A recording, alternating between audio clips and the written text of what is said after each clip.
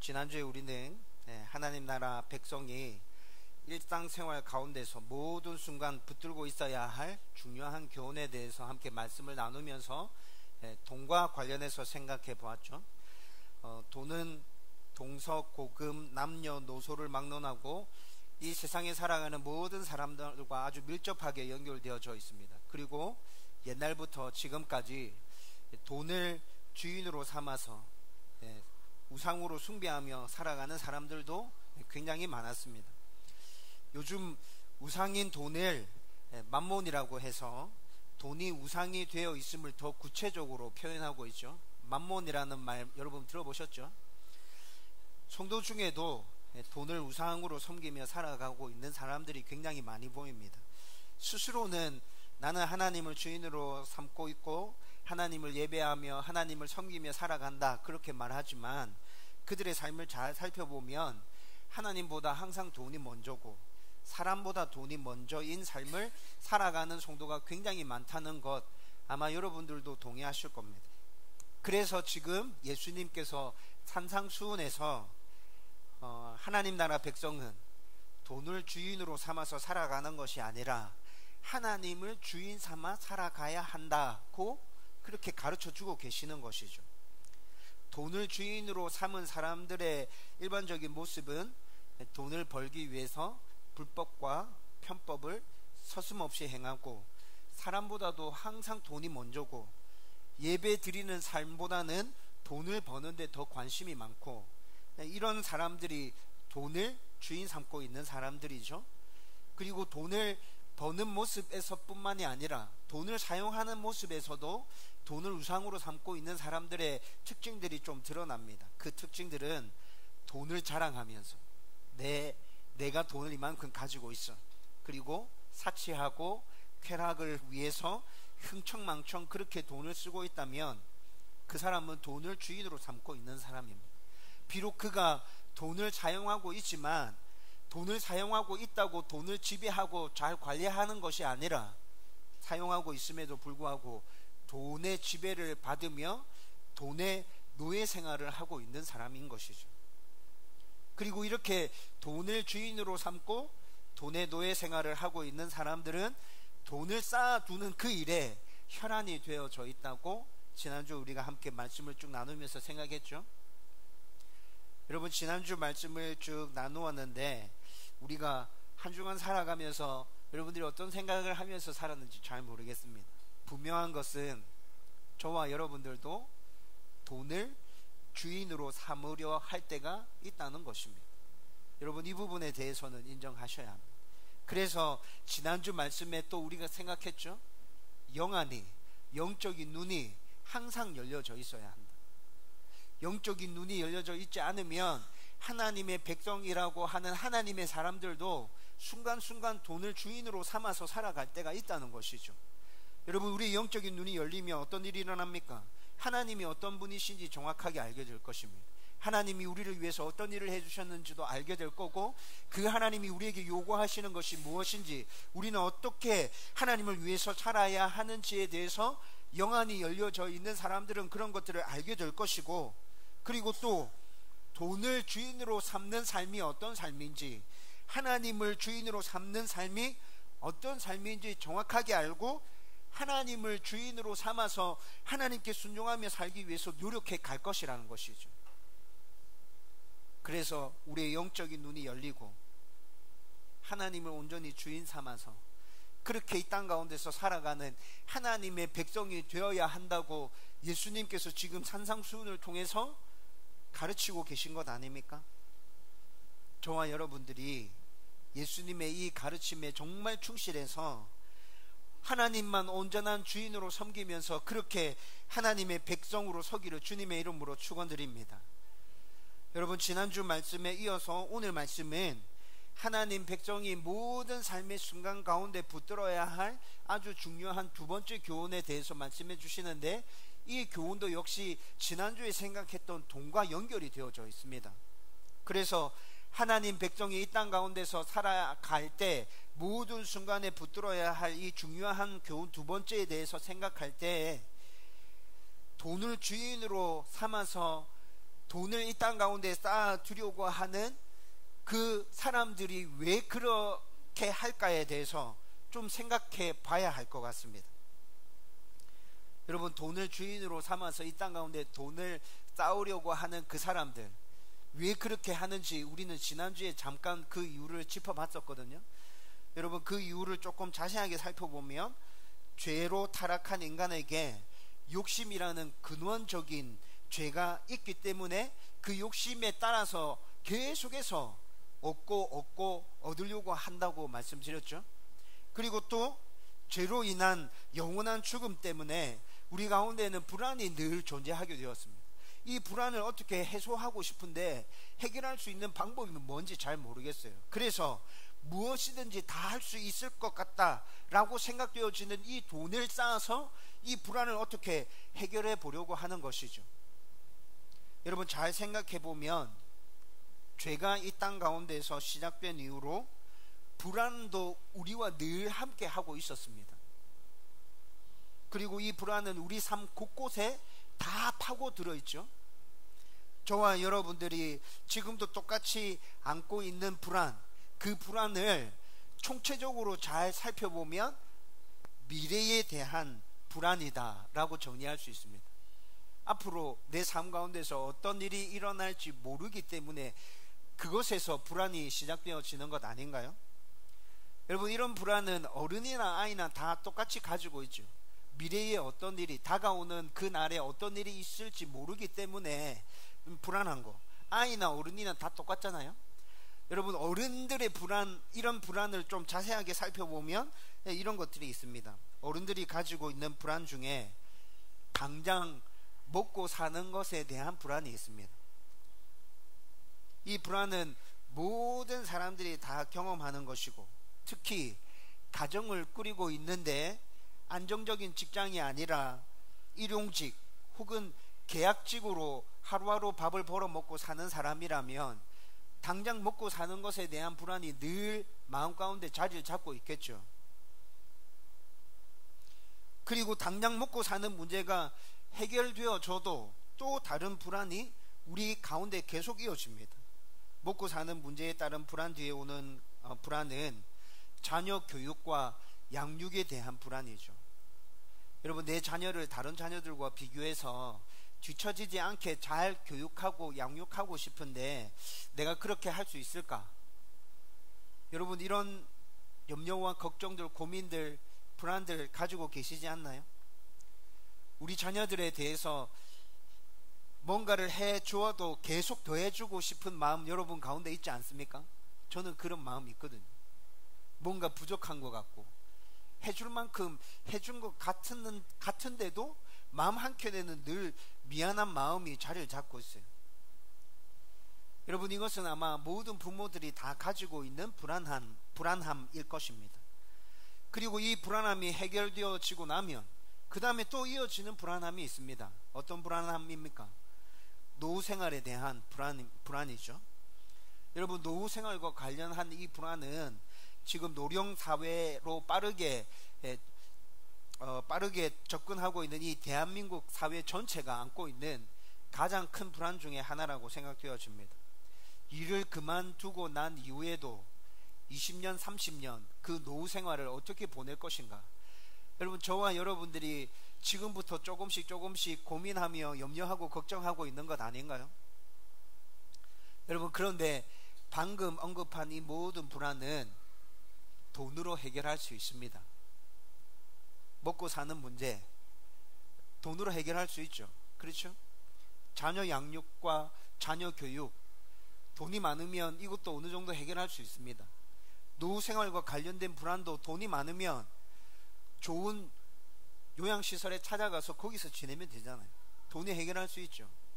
그래서 사람들은 돈을 많이 벌고 싶어 하고, 돈을 벌기 위해서 불법 편법을 사용하고, 돈을 최우선 순위에 두고 우상으로, 주인으로 섬기고 있습니다. 저와 여러분도 돈을 우상으로, 주인으로 섬기고 있는 것은 아니지만 이런 불안들을 제거해내기 위해서 지금 삶의 현장에서 각자 열심히 노력하면서 그렇게 돈을 벌고 있지 않습니까? 그런데 열심히 일해서 돈을 벌어서 먹고 살만하고 자녀 교육과 양육을 다른 사람들과 비교해 봤을 때 어느 정도 시키고 있고 나의 노후와 관련해서도 어느 정도 준비해 가고 있는데 여러분 안에 불안이 다 해소되어졌습니까? 이런 것들이 어느 정도 준비되어져 가고 있음에도 내 안에 계속되어지는 그 불안을 어떻게 해결해내야 될지 모르겠습니다. 그래서 사람들은 이렇게 생겨난 불안에 대해서 돈이면 뭐든지 다 해결할 수 있지, 돈을 쌓아야 해 라고 생각하면서 돈을 쌓으려고 혈안이 되어져 있고 그렇게 발부둥 치고 있으면서 돈을 쌓고 쌓으면서 여전히 불안 가운데 허덕이며 살아가고 있죠. 여러분, 이 문제는 절대로 우리의 힘과 노력으로는 해결할 수 없는 것입니다. 그래서 이 문제를 완전하게 해결하기 위해서는 돈을 붙드는 것이 아니라 만물의 창조자이며 만물의 주인이신 하나님을 붙들어야 한다라고 성경에서 지금 말씀해 주고 있는 것이죠. 여러분, 이것이 지난주에 우리가 나누었던 말씀이었습니다. 그리고 이 말씀에 이어서 오늘 본문에서는 불안의 문제, 염려의 문제를 어떻게 해결해야 하는지에 대해서도 우리에게 말씀해 주고 있죠. 여러분, 먼저 우리 안에 있는 불안의 문제를 해결하기 위해서는 우리의 주인이신 하나님이 어떤 분이신지에 대한 정확한 이해를 가지고 있어야 합니다. 우리의 주인이신 하나님은 오늘 본문에서 뭐라 말씀하고 있어요? 우리의 필요가 무엇인지 알고 계시며 그 필요를 채워주시는 분이라고 말씀하고 있죠. 31절과 32절 말씀을 같이 한번 읽어보십시다. 다 같이 읽습니다. 시작. 그러므로 염려하여 이르기를 무엇을 먹을까, 무엇을 마실까, 무엇을 입을까 하지 말라. 이는 다 이방인들이 구하는 것이라. 너희 하늘 아버지께서 이 모든 것이 너희에게 있어야 할 줄을 아시느니라. 아멘. 여러분, 방금 읽은 말씀에서 우리의 주인이신 하나님께서 우리의 필요가 무엇인지 다 알고 계신다고 말씀하고 있습니다. 여러분, 오늘 본문 말씀에서 우리의 필요를, 너희의 필요를 채워줄게 라고 분명하고 명확하게 선언하시는 것이나 약속하는 것이 보이지 않습니다. 그런데 여러분, 오늘 우리가 읽었던 25절에서 34절까지의 말씀을 읽고 또 읽어보십시오. 이 모든 것이 너희에게 있어야 할 줄 아시느니라 라고 말씀하고 있지만 이 말씀은 그 필요들을 우리 가운데 채워주시겠다는 전제를 깔고 지금 말씀해 주고 계시구나 라는 것들을 느끼게 될 겁니다. 여러분, 이렇게 이 말씀 가운데서 느껴질 뿐만이 아니라 성경 전체를 통해서 여러분들이 믿고 알고 있는 그 하나님이 어떤 하나님인지에 대해서 생각해 보십시오. 우리 하나님은 우리의 필요를 아시는 분 맞죠? 그리고 우리의 하나님은 그 필요를 채워주시는 분이 맞습니다. 성경은 일관되게 우리의 하나님은 그런 하나님이라고 계속 가르쳐주고 있지 않습니까? 제가 늘 얘기하듯이 우리의 주인이신 하나님은 좋은 하나님이십니다. 좋은 주인이십니다. 악덕 기업의 사장이 아니라고요. 우리의 것을 착취하려는 나쁜 주인이 아니라고요. 우리의 주인이신 하나님은 늘 우리의 필요를 채워주는 것에 관심을 가지고 있는 아주 좋은 주인이십니다. 그리고 좋은 주인이실 뿐만이 아니라 우리가 방금 읽었던 32절 말씀에서는 뭐라 얘기합니까? 하늘 아버지라고 얘기하십니다. 우리의 아버지 되시는 하나님, 주인이시며 아버지 되시는 그 하나님은 항상 우리에게 좋으신 분이셨다고요. 그 하나님은 지금도 우리에게 제일 좋은 것을 주시기 위해서 준비하고 계시는 분이십니다. 우리가 생각하는 좋은 것, 그게 아니라 정말 우리 삶에서 우리에게 꼭 필요하고 제일 좋은 것, 우리가 동의하지 못한다 할지라도 정말 하나님께서 이거 너희에게 없으면 너희들은 제대로 살아갈 수 없어 라고 하나님께서 우리에게 주시기로 원하시는 그것들 우리에게 주시려고 지금 준비하고 계시는 좋은 하나님이시라고. 우리의 주인이신 하나님은 이런 분이시기에 오늘 본문에서 뭐라 얘기합니까? 오늘 본문의 핵심은 불안해하지 마라, 염려하지 마라. 너희가 믿고 있는 너희의 주인 하나님은 이런 분이야. 그렇게 얘기해 주고 있는 것 아닙니까? 돈으로 해결할 수 있다고 생각하는 그 모든 것들을 다 포기하고 돈을 주인 삼는 것이 아니라 하나님을 주인 삼음으로 인해서 우리 안에 이 땅 가운데 살아가면서 점점 커지는 그 불안들이 있죠. 다른 사람들은 돈으로 그것들을 해결하기 위해서 저렇게 발버둥 치며 살아가는데 나는 하나님을 주인으로 삼고 이렇게 살아가면 될까? 그 불안과 염려에 대해서 오늘 하나님은 분명하게 우리에게 얘기해 주십니다. 염려하지 마라. 너희의 필요가 뭔지 내가 알고 있다. 내가 반드시 그거 채워줄 거다. 여러분, 이것이 오늘 말씀의 핵심인 것입니다. 제가 늘 여러분들에게 강조한 것 중에 하나가 하나님을 제대로 알고 하나님을 제대로 경험하자. 여러분, 이 얘기 저한테서 굉장히 많이 들으셨죠?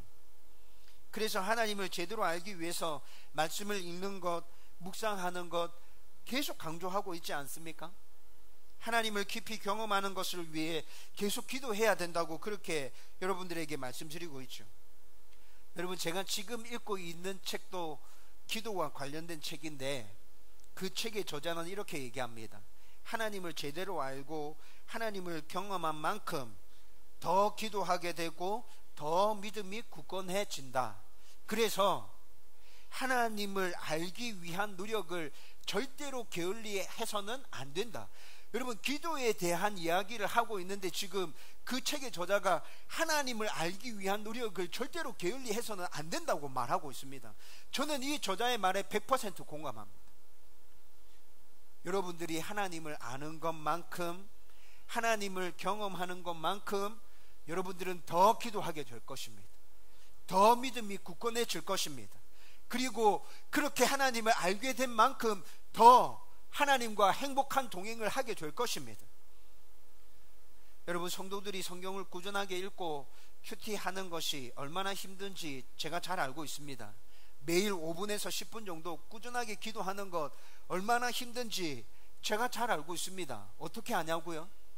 여러분, 저도 대학생 때 경건 훈련을 하기 위해서 매일 제 가방 안에 성경과 큐티책을 넣어서 그렇게 학교를 다녔었거든요.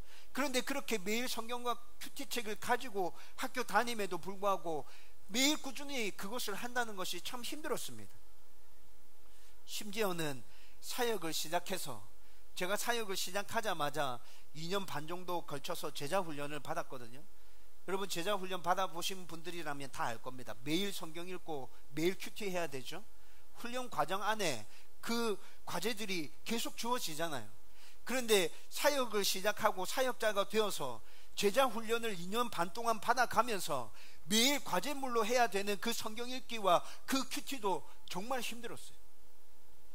그래서 제가 성도들이 매일 성경 읽고 매일 기도한다는 것이 얼마나 힘든지 잘 알고 있다고요. 여러분, 17년이 지났습니다. 제가 그렇게 사역을 시작한 지 17년이 되었습니다. 17년이 지난 지금 저의 모습은 어떻게 바뀌었겠습니까? 여전히 지금도 매일 성경을 읽는 것과 매일 큐티하는 것, 매일 기도하는 것이 대학생 때처럼 힘들까요? 사역을 갓 시작했을 때처럼 힘들까요? 아니요, 그렇지 않습니다. 1년 365일 매일 성경 읽고 매일 기도하고 매일 큐티하는 것은 아니지만 대학생 때 그렇게 힘들어 했던 것과 비교해 보면 사역을 처음 시작했을 때 그렇게 큐티하고 성경 읽는 것, 기도하는 것 힘들어 했던 것과 비교해 보면 지금 훨씬 많이 좋아졌습니다. 저는 지금 말씀을 읽고 큐티하고 기도하면서 매일 하나님을 더 깊이 알아가고 있습니다. 매일 하나님을 더 깊이 경험해 가고 있습니다. 여러분들도 그랬으면 좋겠습니다. 그래서 제가 또 강조하는 것이 포기하지 마라 라는 것 아닙니까? 여러분, 포기하지 말고 계속 노력한다면 여러분들도 17년 정도 지나고 난 이후에는 성경 읽는 것과 기도하는 것과 큐티하는 것이 여러분들의 삶의 습관처럼 자리 잡아 있을 것입니다. 그것들을 통해서 하나님을 더 많이 알아가게 될 것이고 하나님을 더 깊이 경험하게 될 것이고 내 하나님이 어떤 하나님인지 알므로 인해서 여러분들은 더 이상 염려하지 않고 걱정하지 않게 될 것입니다. 이런 은혜가 저와 여러분들 가운데 넘쳐나게 되기를 주님의 이름으로 축원드립니다. 그래서 오늘 본문은 우리의 주인이신 하나님은 우리의 필요를 아시고 채워주시는 분이시기 때문에 염려하지 말라고 말씀해 주고 있죠.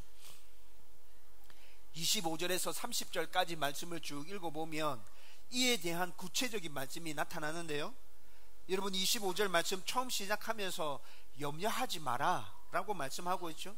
그런데 여러분, 염려하지 말라고 분명하게 말씀하고 있음에도 불구하고 염려한다면 우리의 모습은 어떤 모습인 겁니까?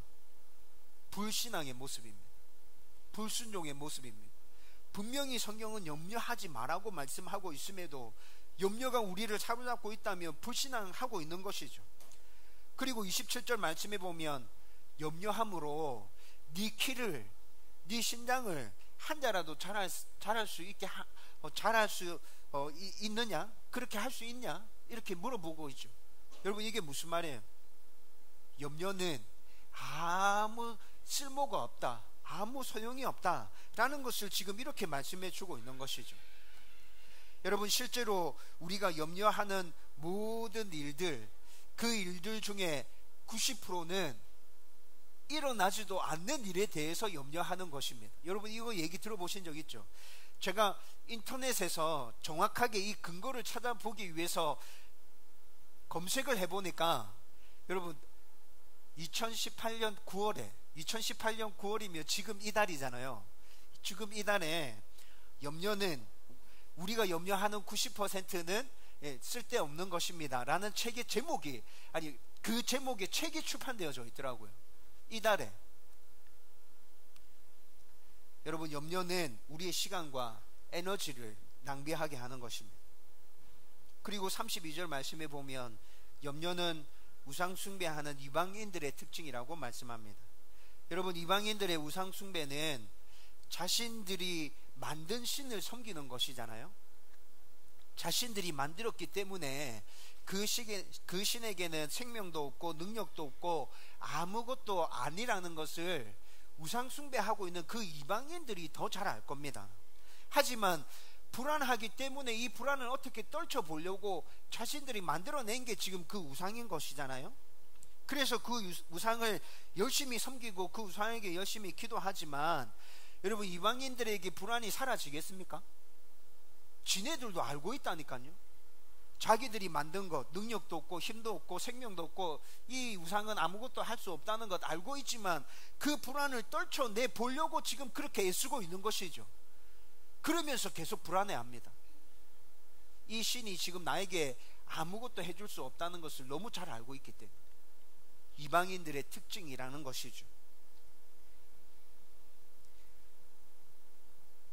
여러분, 이렇게 불안과 염려는 불신앙적이며 아무 유익도 없고 우상을 숭배하는 이방인들의 특징이라고 우리에게 말씀해 주고 있습니다. 이런 이유 때문에 성경은 지금 염려하지 말라고 얘기해 주고 있거든요. 그런데 여러분, 방금 살펴본 것처럼 염려하지 않을 이유로 이런 것들은 타당하잖아요. 염려하지 않을 이유로 불신앙, 우리에게 아무런 유익도 없음, 이방인들의 특징임, 이런 것들은 충분한 이유가 되죠.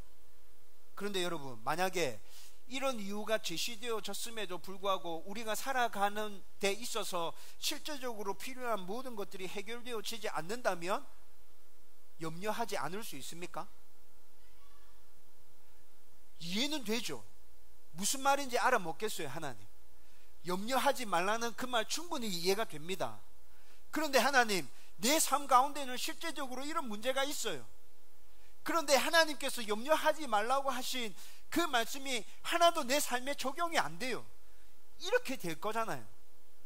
그래서 예수님은 우리 삶에서 꼭 필요한 것들의 해결에 대해서도 말씀해 주시면서 염려하지 말라고 말씀하십니다. 이에 대한 구체적인 말씀이 26절과 28절의 말씀에 나타나고 있죠. 여러분, 26절 말씀에 보면 심지도 않고 거두지도 않고 창고에 모아들이지도 않는 공중의 새를 먹이시고, 28절 말씀에 보면 화려한 꽃을 피우기 위해서 수고하지도 않고 길쌈도 하지 않는 들의 백합화가 솔로몬의 모든 영광보다 아름다운 꽃을 피우게 하시는 그 하나님께서 이것들보다도 훨씬 더 귀한 너희들에게 필요한 거 내가 채워주지 않겠느냐? 내가 채워줄 거야. 그러니까 염려하고 걱정하지 마 라고 말씀해 주고 있지 않습니까? 여러분, 그러면서 30절 말씀에서는 더 분명하게 선언해 주십니다. 30절 말씀 같이 읽겠습니다. 다 같이 읽읍시다. 시작. 오늘 있다가 내일 아궁이에 던져지는 득풀도 하나님이 이렇게 입히시거든 하물며 너희일까 보냐 믿음이 작은 자들아. 아멘.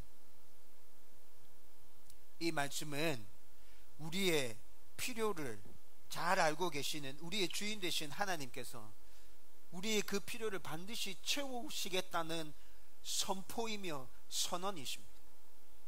내가 채운다. 반드시 채운다. 반드시 너희를 내가 책임진다. 앞서 살펴보았던 것처럼 우리의 주인이며 아버지 되시는 좋은 하나님에 대해서 우리가 제대로 알고 있다면, 그리고 염려가 무엇이며 하나님께서 우리의 필요를 어떻게 채워주시는지 알고 있다면 우리는 모든 부분에서 염려하지 않을 수 있습니다.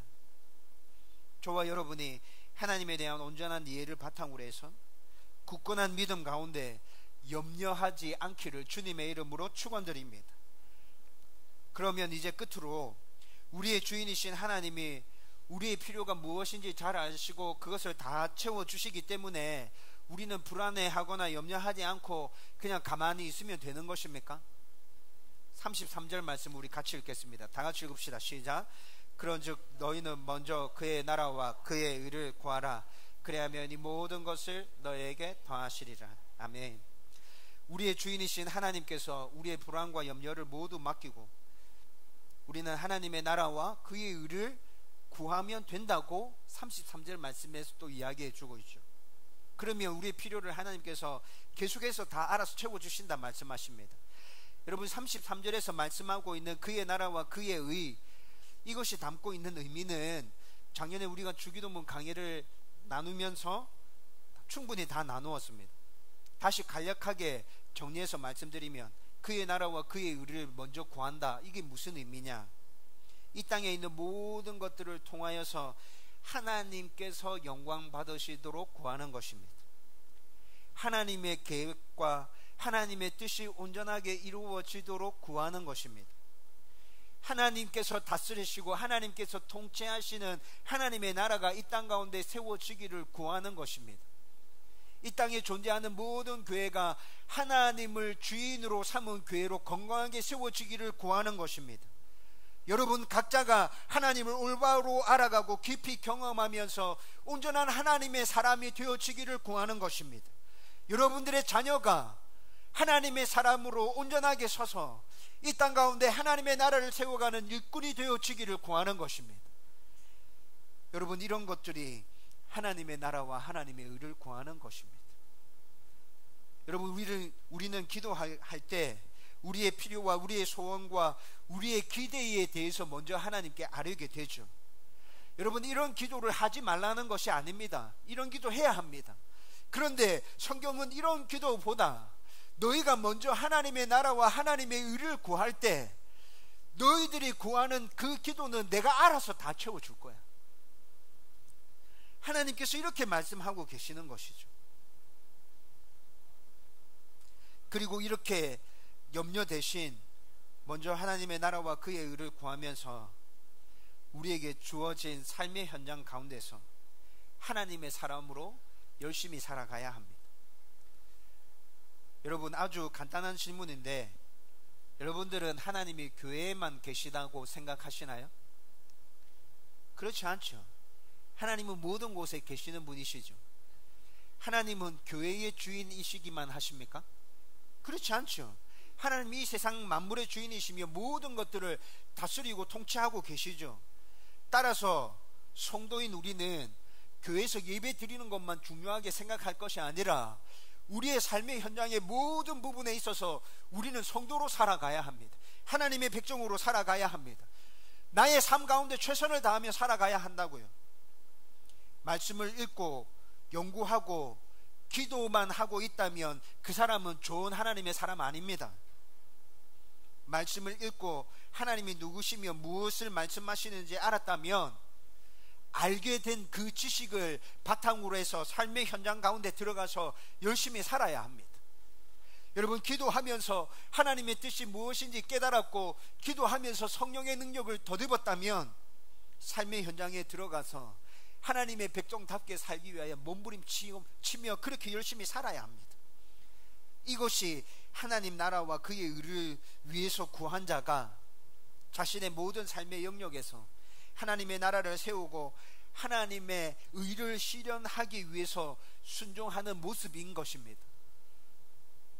저와 여러분이 우리의 주인이신 하나님을 붙들고 모든 염려를 내려놓을 수 있기를 축원드립니다.